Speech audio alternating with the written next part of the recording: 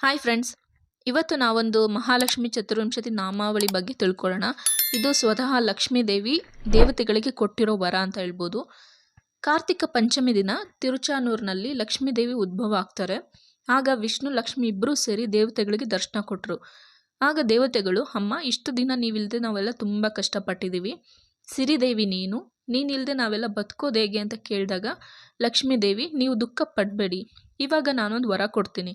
ನೀವು ನನ್ನನ್ನು ಇವಾಗ ಪ್ರಾರ್ಥನೆ ಮಾಡಿದ್ರಲ್ವ 24 ನಾಮದಿಂದ, ಆ ಒಂದು ಪ್ರಕ್ರಿಯೆನ ಯಾರು ಮಾಡ್ತಾರೋ ಅವ್ರ ಜೀವನದಲ್ಲಿ ಲಕ್ಷ್ಮಿ ಕೈಜಾರಿ ಯಾವಾಗ ಹೋದ್ರೂ ಈ ಪ್ರಕ್ರಿಯೆನ ಶ್ರದ್ಧೆಯಿಂದ ಭಕ್ತಿಯಿಂದ ಮಾಡಿದರೆ ಲಕ್ಷ್ಮಿ ಮತ್ತೆ ಅವ್ರ ಬಳಿ ಬರ್ತಾಳೆ. ಅಧಿಕಾರ, ಕೆಲಸ, ದುಡ್ಡು ಯಾವುದೇ ಆಗಿರ್ಬೋದು ಮತ್ತೆ ತಿರುಗಿ ಬರುತ್ತೆ ಅಂತ ಹೇಳಿ ಲಕ್ಷ್ಮೀ ದೇವಿ ಕೊಟ್ಟಿರೋ ವರ ಇದು.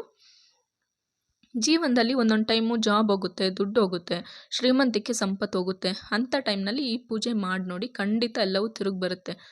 ಸೊ ಇವತ್ತು ಈ ವಿಡಿಯೋದಲ್ಲಿ ಅದು ಯಾವ ರೀತಿ ಮಾಡೋದು, ವಿಧಾನ ಏನು, ಚತುರ್ವಿಂಶತಿ ನಾಮ ಯಾವುದು ಎಲ್ಲನೂ ತಿಳ್ಕೊಳ್ಳೋಣ. ಫಸ್ಟ್ ಮೆಥಡು, ಇದು 40 ದಿನ ಬಿಲ್ಪತ್ರೆಯಿಂದ ಲಕ್ಷ್ಮೀ ದೇವಿನ ಪೂಜೆ ಮಾಡೋದು. ಅಂದರೆ ಸೂರ್ಯೋದಯಕ್ಕೆ ಮುಂಚೆ, ಸೂರ್ಯ ಹುಟ್ಟೋದಕ್ಕಿಂತ ಮುಂಚೆ ನೀವು ಯಾವುದಾದ್ರೂ ಒಂದು ಲಕ್ಷ್ಮೀ ವಿಗ್ರಹ ತಗೋಬೇಕು. ಇಲ್ಲ ಅಂತಂದರೆ ವೆಂಕಟೇಶ್ವರ ಸ್ವಾಮಿ ಜೊತೆ ಲಕ್ಷ್ಮೀ ಇರುತ್ತಲ್ವ, ಆ ಫೋಟೋ ತೊಗೊಂಡು ದೇವ್ರ ಮನೆಯಲ್ಲಿ ಅಂದರೆ ಪೂಜೆ ಮನೆಯಲ್ಲಿ ಇಟ್ಟು ಬಿಲ್ಪತ್ರೆಯಿಂದ ದೇವರಿಗೆ ಅರ್ಚನೆ ಮಾಡ್ತಾ 20 ನಾಮನೂ ಹೇಳ್ಬೇಕು. ಈ ಥರ 40 ದಿನ ಮಾಡಿದರೆ ಹೋಗಿರೋ ದುಡ್ಡು, ಜಾಬು ಎಲ್ಲ ರಿಟರ್ನ್ ಬರುತ್ತೆ. ಜೊತೆಗೆ ಇನ್ನಷ್ಟು ವೃದ್ಧಿ ಆಗ್ತೀರಾ ಅಂತ ಸ್ವತಃ ಲಕ್ಷ್ಮೀ ದೇವಿ ಹೇಳಿದ್ದಾರೆ. ಪ್ರತಿಯೊಬ್ಬರಿಗೂ ಏನೋ ಒಂದು ಪ್ರಾಬ್ಲಮ್ ಇರುತ್ತೆ.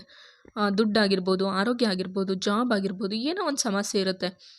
ಸೊ ಇಂಥ ವಿಷಯಗಳನ್ನ ತಿಳ್ಕೊಂಡು ಮಾಡೋದ್ರಿಂದ ನಾವು ಯಾವುದೇ ರೀತಿ ಮೋಸಕ್ಕೆ ಒಳಗಾಗದೆ, ಅಂದರೆ ನಿಮ್ಮ ಜಾತಕದಲ್ಲಿ ಏನೋ ದೋಷ ಇದೆ, ಅದಕ್ಕೆ ಹಿಂಗೆಲ್ಲ ಸಮಸ್ಯೆ ಆಗ್ತಿದೆ, ಹಾಗೆ ಹೀಗೆ ಏನೋ ಹೇಳ್ಬಿಟ್ಟು ದುಡ್ಡು ಇಸ್ಕೊಳ್ತಾರಲ್ವ, ಅಂದರೆ ಸಾವಿರಾರು ರೂಪಾಯಿ ಖರ್ಚು ಮಾಡ್ತೀರಾ. ಸೊ ಆ ಥರ ಯಾವುದೇ ಇಲ್ಲದೆ ಈಸಿಯಾಗಿ ಮನೆಯಲ್ಲಿ ಮಾಡ್ಕೋಬೋದು. ಹಳ್ಳಿಲಿದ್ರೆ ಬಿಲ್ಪತ್ರ ಈಸಿಯಾಗಿ ಸಿಗುತ್ತೆ. ಸಿಟಿನಲ್ಲಿದ್ದರೆ ಹೂ ಮಾರ್ಕೆಟ್ನಲ್ಲಿ ಇಲ್ಲ ದೇವಸ್ಥಾನದಲ್ಲಿ, ಅಂದರೆ ದೇವಸ್ಥಾನದ ಹತ್ರ, ಮುಖ್ಯವಾಗಿ ಶಿವನ್ ಟೆಂಪಲ್ ಹತ್ರ ಸಿಗುತ್ತೆ, ತಂದು ಮಾಡ್ಕೊಳ್ಳಿ. ಸೊ ಇದನ್ನು ಹೇಗೆ ಮಾಡೋದು ನೋಡೋಣ ಬನ್ನಿ. ಫಸ್ಟು ಎಲ್ಲ ನೀಟಾಗಿ ಫೋಟೋಗೆ ಅಲಂಕಾರ ಮಾಡ್ಕೊಬೇಕು.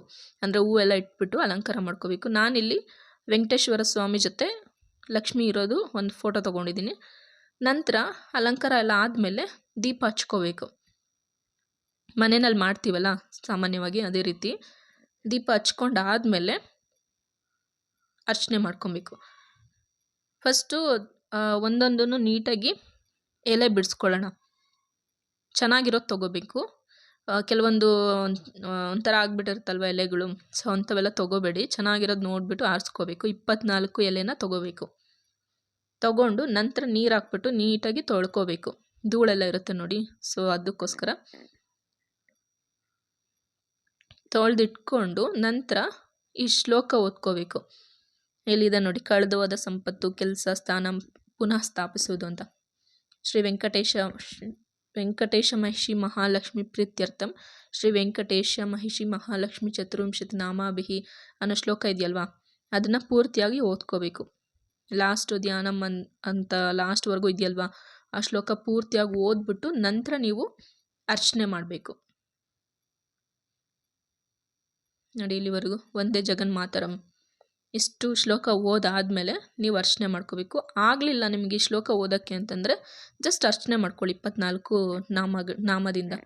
ಅರ್ಚನೆ ಮಾಡಬೇಕಂದ್ರೆ ಒಂದೊಂದು ನಾಮನೂ ಹೇಳ್ತಾ, ಇವಾಗ ನೋಡಿ, ಓಂ ಶ್ರೀ ಶ್ರೀಯೇ ನಮಃ ಅಂತಂದಾಗ ಒಂದು ಪತ್ರೆ ಹಾಕೋದು. ಇವಾಗ ಹೂವದಲ್ಲಿ ಅರ್ಚನೆ ಮಾಡೋದು ಗೊತ್ತಿರುತ್ತಲ್ವ, ಅದೇ ರೀತಿ ಒಂದೊಂದು ನಾಮ ಹೇಳ್ತಾ ಒಂದೊಂದು ಪತ್ರೆ ಹಾಕ್ತಾ ಬರಬೇಕು. 24 ನಾಮಕ್ಕೆ 24 ಪತ್ರೆ ಅಷ್ಟೇ. ಅರ್ಚನೆ ಆದ ನಂತರ ಸಾಮಾನ್ಯವಾಗಿ ಮನೆಯಲ್ಲಿ ಹೇಗೆ ಪೂಜೆ ಮಾಡ್ತೀರಾ, ದೀಪ ಎಲ್ಲ ಅಂಟಿಸಿ ಊದ್ಬತ್ತಿ ಬೆಳಗ್ತಿರಲ್ವ, ಕಡ್ಡಿ ಬೆಳಗೋದು ಅಂತ. ಸೊ ಅದೇ ರೀತಿ ಕಡ್ಡಿ ಬೆಳಗ್ಬಿಟ್ಟು ನಂತರ ಮಂಗಳಾರತಿ ಮಾಡಿ, ಅಷ್ಟೇ, ಪೂಜೆ ಮುಗೀತು. ಇದು 40 ದಿನ ಮಾಡಬೇಕು.